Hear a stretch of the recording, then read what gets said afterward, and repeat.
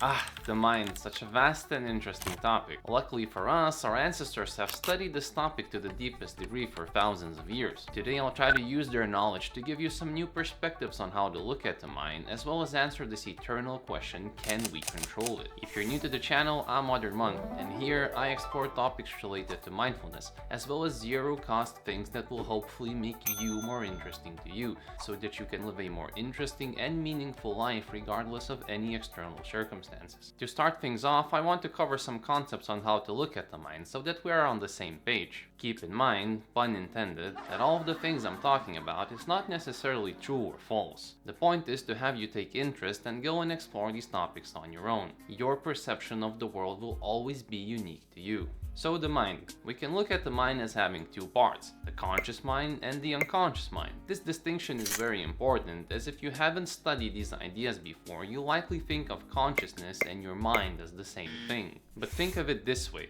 your conscious experience is what you are experiencing consciously at this very moment. Like this video in front of you, for example. So as I'm saying these words, they are becoming part of your conscious experience. This, however, is a very small part, a fraction of the many things and processes that are happening in your unconscious mind. This becomes quite obvious when we consider sensory input, like even in the example of my words becoming part of your consciousness. All the sensory input, the raw sound, me moving my lips, has to be put into context and processed before you experience it consciously. All of this processing happens unconsciously before you have the experience of actually hearing these words. In the same fashion, your kidneys and liver are performing certain things at this very moment that you are not able to notice. This concept spans far beyond just sensory input and is true for things as thoughts and emotions as well. Yes, your thoughts, your inner dialogue is also just a result of many unconscious processes. So if we go back to the question, can we control our mind? Well, the short answer is no, as we cannot control these unconscious processes. Just like you wouldn't be able to control how blood is distributed throughout your body, for example. In other words, the main idea is that you have as much control over the things that pop into your consciousness as you have over the words that are coming from my mouth. Now that's a very hard statement to wrap your head around. How so can you have as much control over the things that pop into your head as the things that are coming from my mouth? This, however, does not mean that you and I do not have differences in the contents of our consciousness, as well as the things that affect those contents. It just simply means that there's a sense of mystery to the origin of those contents. And while it is still difficult to wrap your head around this intellectually, this is where meditation comes in.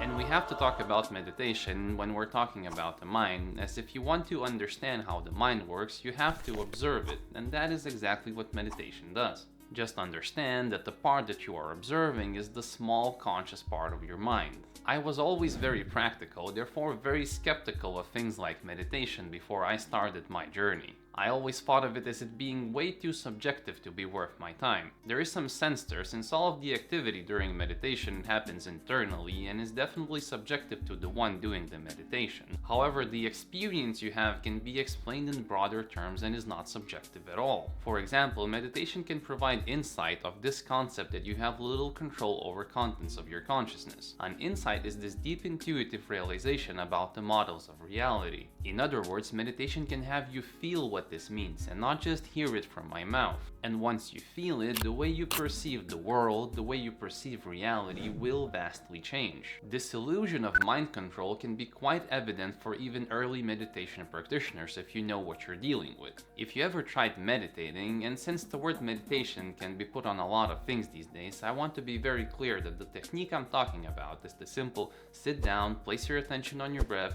and keep it there until it wanders. When it wanders, and it will, simply bring it back and repeat this process as many times as you like. When you first try and do this, you will quickly realize how difficult it is to keep your attention on anything for a sustained period of time without getting lost in thought. You will quickly forget what you were supposed to be doing, and you will end up daydreaming, or better known in meditation terms, mind wandering.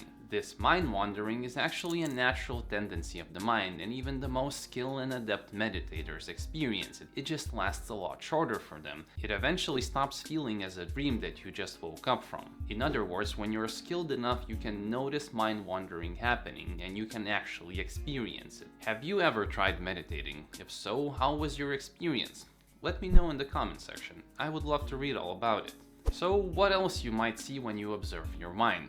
Or more accurately, what else might you feel when you're advanced enough to stabilize your attention? Well, soon you will notice how thoughts just arise and pass away in your consciousness. In the same fashion, emotions just arise and pass away. You will see how your consciousness is just some empty space where things just pop in, and you have little control over most of those things. And you'll eventually realize that this feeling of being an observer, this point from which you are observing your experience, is also just another part of your consciousness. This will lead to some groundbreaking realizations about your models of reality. For example, in literature this is described as the insight of no self or ego death. But what does it mean? Like, say a thought arises. What the hell is this guy talking about? Right now you are identifying yourself as I am thinking, what the hell is this guy talking about? In other words, you associate yourself, your sense of I, your sense of who you are with all of the contents of your consciousness. When you realize you have little control over the contents of your consciousness, you then start to see that your idea of who you are is as meaningful as the next breath sensation that will come into your consciousness and pass away.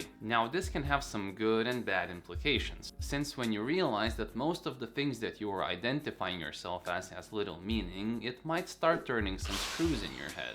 However, actually, this frees you from a lot of suffering and a lot of psychological problems as well. For example, consider you're feeling anxious before a presentation. If you could somehow just allow your thoughts to arise and pass away without engaging in them, the feeling of anxiety would have little effect on you. Sure, you might feel a little jittery, maybe some temperature shifts, or some other bodily sensations, but it would not affect the kind of person you are. That's what thoughts do. Like, say you started to think, oh my god, maybe I should have taken some medication to not feel so anxious.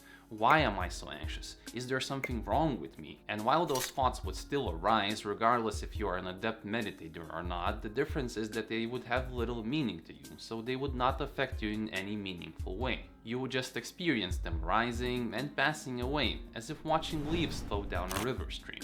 And I could be giving many more examples, but it will have little meaning until you actually experience it yourself. It's as if I would be telling you how to play the piano, or how to dance, or how to swim. It has no meaning until you actually practice it. And meditation is this practice. Hopefully this answered some questions about the mind for you. If you found this interesting, you might also enjoy this video where I talk about how to start enjoying meditation. Or this video where I talk about some things I wish I knew about breathing that have completely transformed my life. Thank you all so very much for watching, stay mindful, and I hope to see you in the next one.